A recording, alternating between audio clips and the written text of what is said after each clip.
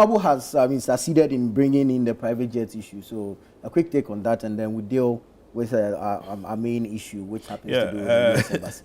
You know, I think apparently who procured the Fokker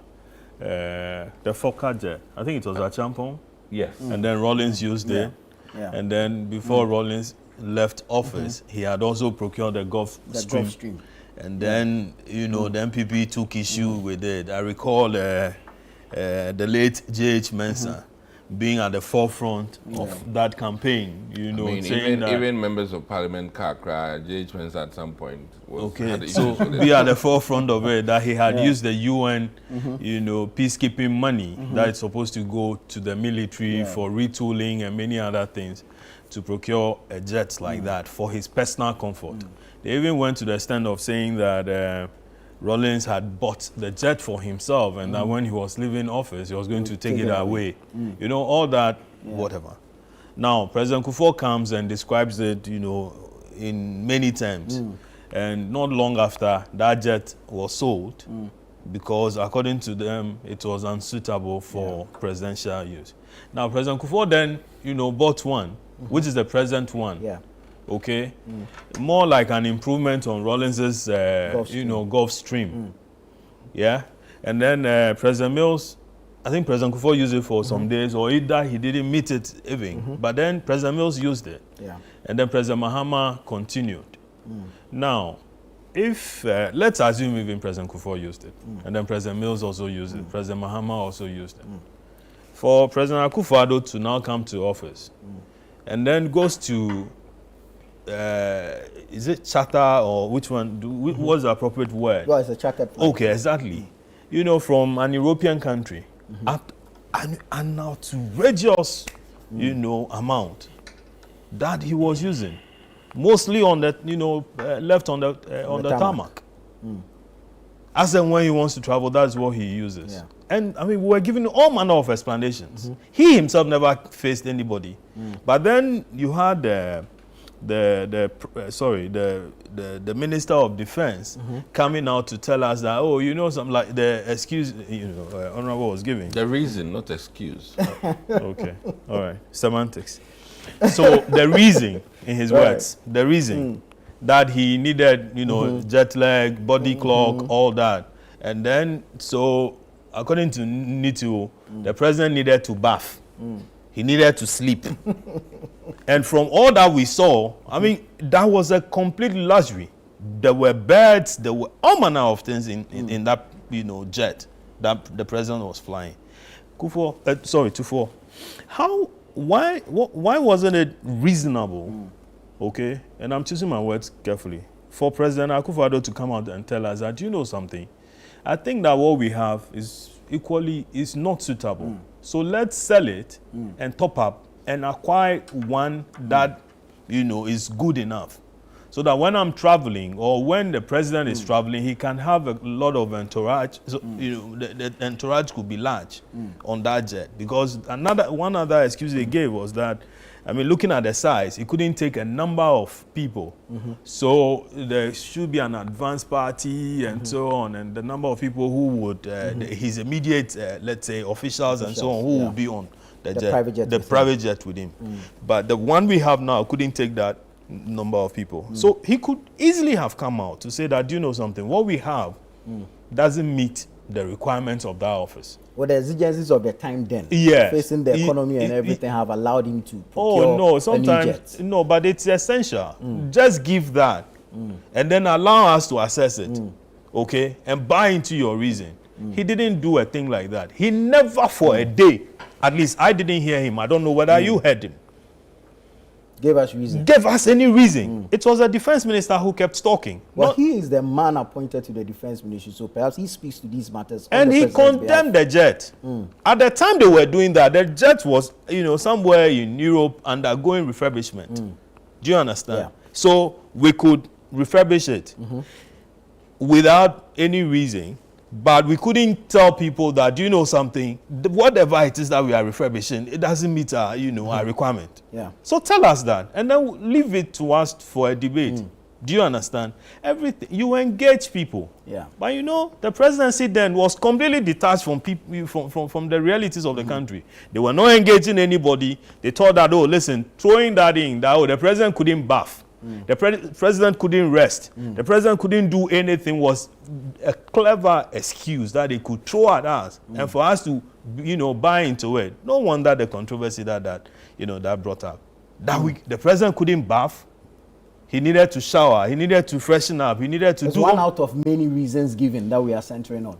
No, I mean for you see, we are communicators. Right. Do you understand? Yeah. So whatever it is that you are communicating, okay, should I mean make a lot of sense. But if you just told us that, oh, the president couldn't bath, the president couldn't sleep, the president couldn't entertain himself on the way to wherever it is, please. I mean, people, no wonder it became a joke. Okay, that something that people could laugh at. That the president is even bathing in the air. That when you are outside and the water sprinkles on you, you don't know whether it's raining or is the president who is bathing up there. You get what we needed to. But is that not what it was meant to be? They did not give us more technical and practical reasons for Dominic Nitu. Yes. I mean, he was answering questions today regarding this same matter in Parliament. The same thing that he did, and then even told us that the presidential jet was going through refurbishment. Yeah. Omane right now has also said, I mean, also, done same. So what that it's in a sorry state. Thank you. Yeah. So what level of refurbishment went on? Then it came back, okay, and then the minister now. Is virtually repeating whatever. Exactly. Now, this attempt to use the use of Ibrahim's jet, okay, as to whitewash President Akufo-Addo's, you know, that outrageous expenditure. How many times did the president use that jet? It was the cost how of much flying. was exactly? How much was it? Could we have topped up and then sold this one to buy a befitting one that our president could bath, that our president could sleep, that our president could entertain themselves and do any other thing? They could even party in the air. Could we have done that? How much went into it? That is what we. I mean, that was what Ghanaians were condemning. And that's what stirred the controversy. Exactly. I mean, Okudjato's claim as to all that. I mean, for me, it's immaterial. And in any case, this particular incident of using this jet for medical purposes. I mean, listen, the thing was an emergency. Yeah. We all heard about it. Coming back. No, I mean, I'm saying that being flown out there. Being flown out there. It was under emergency. And so they did not make any. Exactly. And there are instances. I'm coming. Yeah, there are instances where. But you see, with the MPP, we're not necessarily opposed to a high official traveling by this means. The point is that the party, the current administration, were going berserk about it. So you know, some of these popularist thinking or pronouncements are not very good for governance. That's my whole point. So the way he was doing Kadarian things, comradey things about this is what I'm talking about. Larry. Yeah. So let's wrap up on this. Yes. For me, I think that let's look at the bigger picture. I don't know what other arrangement went into her return as to why she had to use this. Maybe, you know, whoever is in charge should come and tell us why she had to use it again on her way back. Did she come alone? Was there any medical, you know, thing that was on board to facilitate her return and so on? Nobody knows. Okay. I mean, so we can go into all that. We don't even know specific.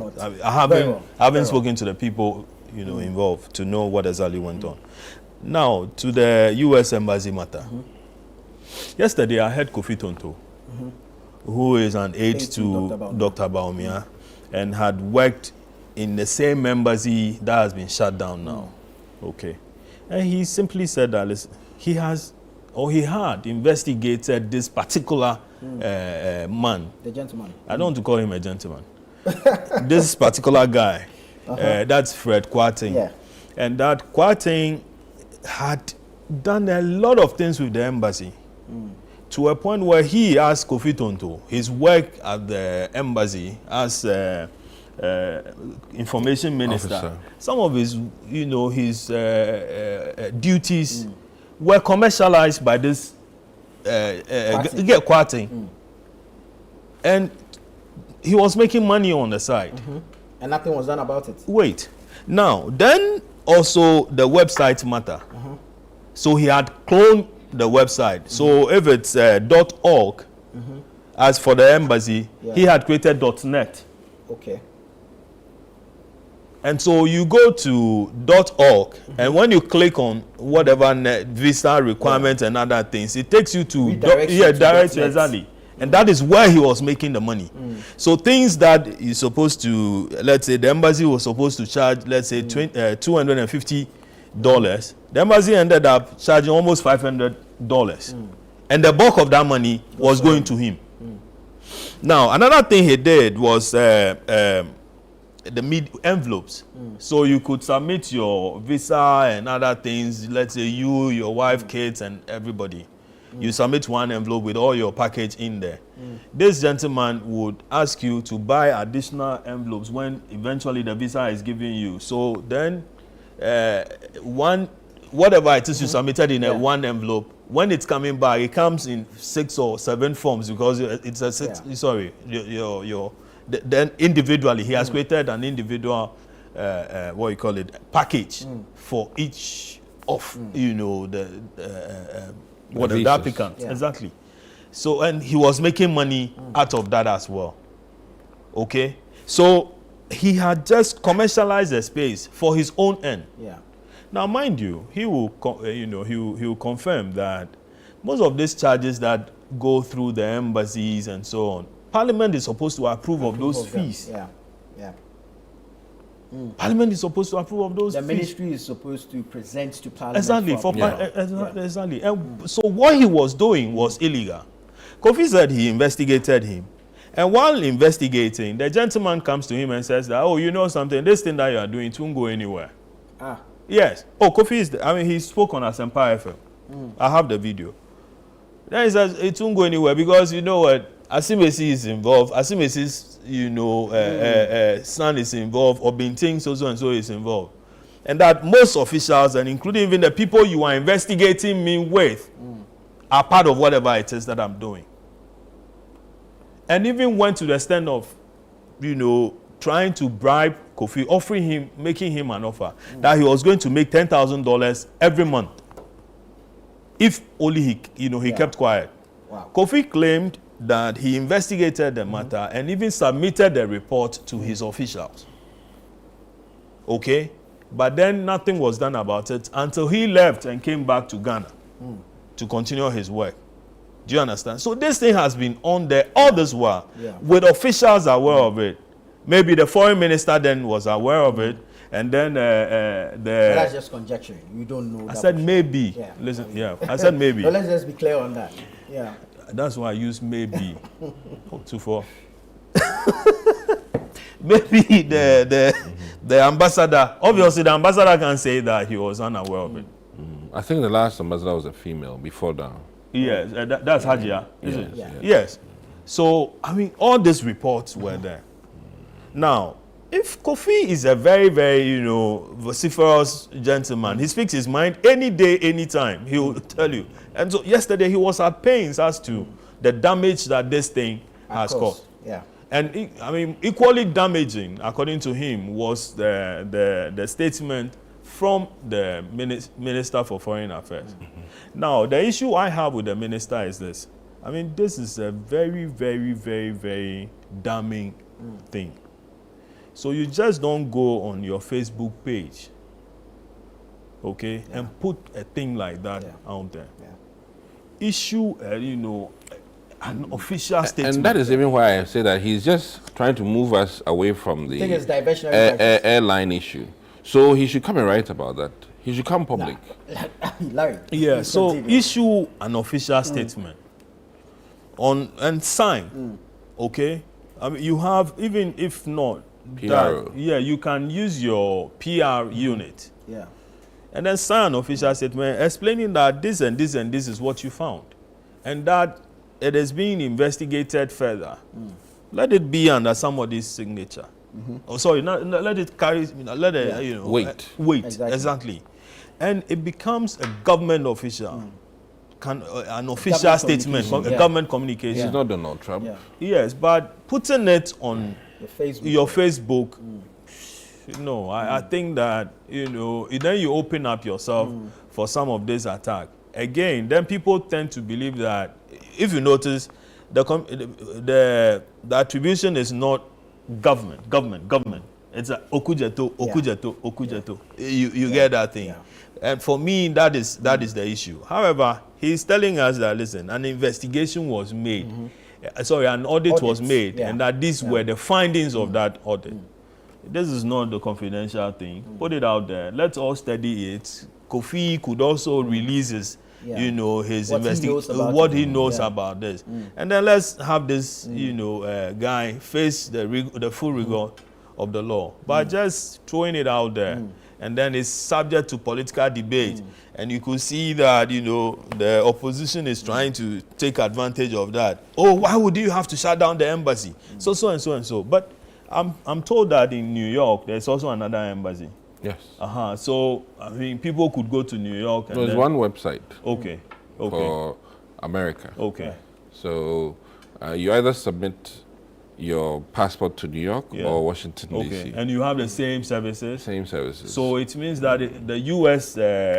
diplomatic or consular whatever hasn't been totally shut down. No, it has.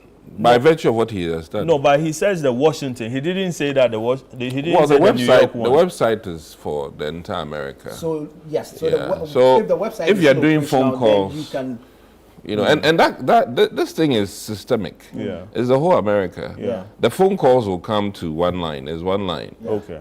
So those who are within the tri-state. Yeah. And when we say the New Jersey, New York, Washington area. They can drive to if they want. Okay.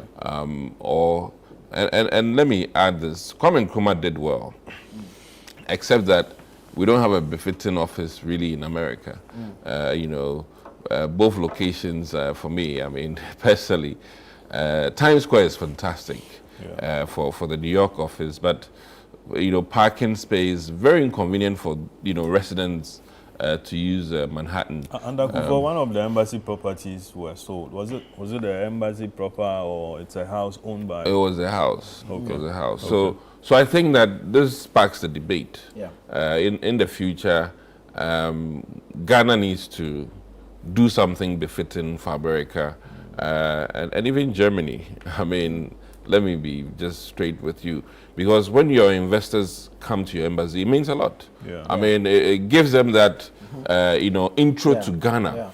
Yeah. Though we have Doomsaw here, we don't have to be doing Doomsaw in America, and this is what Akufo-Addo has done. He's extended our pain and grief in Ghana to the Americans. And you want to have a free flow for investors. Listen, people are in America, they've never seen light off. Yeah. And this inconvenience of calling your embassy or an embassy to just facilitate a visa. I mean, and mind you, many Americans don't even need visas to travel, except for a few countries. And maybe Ghana has to reconsider our visa arrangement with America so that we just have an open, and it will help us as a country. If people don't have to go through the cumbersome nature of getting a visa to Ghana, many more investors who know that, once you're an American, you can go to Ghana without a visa. Voila. I mean, who knows? It might shoot up our visits by 10%. And government makes a lot of money at the airport from taxes. So, you see, I mean, that's a very good intervention. See, very often we hear reports about how much money that the U.S. embassy is making here in Ghana. Oh yeah, yesterday I think they've issued a statement like that. Okay, then the UK embassy, the Germans are a bit, very protective of all that information. But the others, they don't mind. They just throw it out there, and shows us. I mean, I don't want to use the word desperation. The quantum. Yeah, exactly. Yeah. The desperation to go there, and then the quantum of money that people are making out Yeah. of that. Yeah. Listen, running embassies it's like running your country Yeah. outside. Yeah. So everything is deployed. So you have the cultural attaché there, you have the information guy there who reports directly to the Minister for Information. Yeah. The cultural guy is reporting to maybe Tourism. tourism Yeah. and many others. Trade. The trade, Yeah. yeah, exactly. You are bringing in investors and other things. But in our case, most of these embassies are virtually even non-existent. They only go there in name, and then fly the flag. In fact, and their salaries don't come. And They don't pay their salary. to sustain yourself in a foreign country, and the Ghanaian embassy, working conditions is quite bad. Okay. I must admit. In fact, not to say this on air, but I should say it. Many of them end up even working in the country to sustain their rental. Because if your rent delays in America, I mean, your landlord doesn't care. He doesn't give an effing, of. So then that explains Kofi Exactly. Tonto's thing Yeah. that Yeah. everybody in the embassy was involved, because then they Right. needed to make money on the side to fund their activities. So those things have to also be looked at carefully. Embassy staff need to be paid appropriate for country. Right. If you're in Israel, you need to be paid, enough to cater for yourself in Are they Israel. not working? Because if we talked about the cultural thing, the visa application, processes and so You on. see, Because if that private guy the- is making huge sums of money on this, then, I mean, how about the state of Ghana also? I think So that it's the state that should be mindset. making the money Yes. to be able to pay. To run it exactly. but Because these listen guys now. are running, the The US mind- and others are The making money. mindset, I Yeah. think, of the administration is that when Which they, administration? I mean, the foreign affairs, Okay. is that when they've sent you to Canada, they've done you a favor. I'm just being as frank, and it's a very bullshit, mindset. This morning. Sorry. This is Channel One. CBS. Sorry. Come on. Did I say that? Okay. So, We're speaking American language. Ballon. maybe because we are talking, Bro, let's wrap up. yeah. on So this one in and concluding, process. maybe the system needs to be looked at more carefully, and that our embassies across the globe, this is a time to pay serious attention, and I think that a proposal to certainly make entry to Ghana from America or UK visa free might be the way to go, and we'll make the revenue through the flights, and I can assure Ghanaians that I think that if we allow Americans to come in without visa, the numbers will shoot up, and for that matter, Ghana still wins, and that might also give us leverage in terms of how we get visas to America or to UK, because I really think that it is the way to go. If we've made it open to many African countries to come in, I mean, listen, now we can go to South Africa for 90 days without visa, and vice versa. I really think that this is something that Parliament may need to take serious consideration. And then to close, since Kwame Nkrumah, our ambassadorial facilities in the world have not had that level of facelift. I can admit that Oslo came, which we all know, but beyond Oslo, many of our existing... Oslo came with a lot of controversy. Well, I said Oslo came. Okay. Beyond Oslo, I really think that there should be a deliberate attention to our embassies, because I think that, listen, I mean, I was in Berlin, and when you see the Japan embassy, it tells you the country you're going to. And it speaks volumes. And as an investor, if your Japanese embassy staff are serious with you, you know that you're going to a serious country. But here you go to Berlin's Ghana embassy, not to pick on them. Nkoye. I think you were running from a container. I mean, Mr. Day, Nkoye. And And it speaks volumes, Right. okay? So if you're an investor, I really think that your entry into the country is the embassy. Yeah. And our relations, sometimes the way they even talk to people on the phone, I mean, it puts you off. Yeah. You know, you've been to a country, the culture is different. You know, the culture is different. Right. You know, I think there's a fantastic girl who displays the Indian accent, the African accent, and the British accent when they are dealing with a phone conversation, and the niceness and the way at which they deliver client services. Okay, and if we can't do it, maybe we have to broker. Unfortunately, there are many university students looking for work. Right. Yeah. And why should Ghana Embassy's phone line be off? That we are out of working. My goodness, in this day and age where your services should be 24-hour. I mean, listen. To add injury to insults, California is several miles away, and all the West Coast people who want to come to Ghana, sometimes it's so inconvenient, and that they just throw in the towel. Yeah. And I can cite numerous experiences. I mean, as we speak now, that's why the year of return and all that. These are even local Nairobi. I had a friend end up there, was coming to Ghana. She paid the embassy and still no response from the embassy. I mean, listen, this is Nairobi. Okay. Yeah. I mean, some of these things. Thank you. So it's good that Akufo-Addo has brought this up. Though it's diversionary in tactics. Thank you. You know, I'm also. Oh, he's my friend, so I have to call him to order. You know, and I think that he's done fantastic diversionary tactics, but he should bring us a little bit of breakfast about the flight. Very well. Whether I want to know whether Jane, is it Jane? Jane. Jane had breakfast on this plane. And what kind of breakfast she had, and how much breakfast on that jet cost. You know, this is Akufo-Addo, how he was talking. You know, he'll pencil perhaps you should everything. also do your investigations and give us a proper breakdown. Then we can do a comparison of the cost involved. In my friends, I ain't got time for that. Well, thank you. You understand? Then let's leave it there. Thank you. Don't say BS. We're in Ghana, mind you.